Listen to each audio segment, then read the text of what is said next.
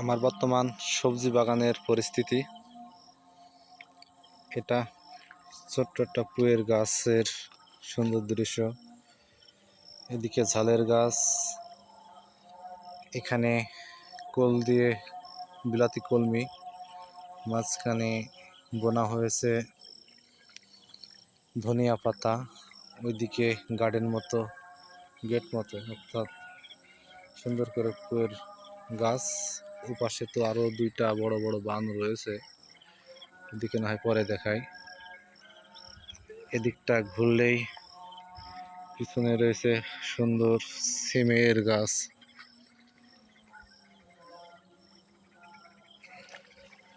বৃষ্টিতে গাছে বাড়ি লাগিয়ে লেগেই অনেকটা নষ্ট হয়ে গেছে। শুধু এই নয়, এদিকটাও সিমের গাছ রয়েছে। ওই পুকুরে একটা বড় সিমের বাঁধ রয়েছে, সেটা পরে অন্য ভিডিও দেখাবো। এদিকে কুমড়োটা গাছ মরে পড়ে রয়েছে, নিয়ে যেতে হবে। চেষ্টা করলে পুকুর পাড়ে অনেক কিছুই সবজি চাষ করা সম্ভব।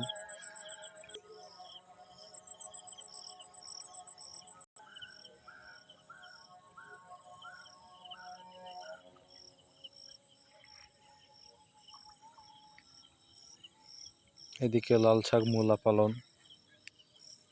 প্রচুর বৃষ্টিপাতে পুকুরের এই ধারটা ভেঙে গেছে, চলাচলের পথ নষ্ট হয়েছে। যাই হোক,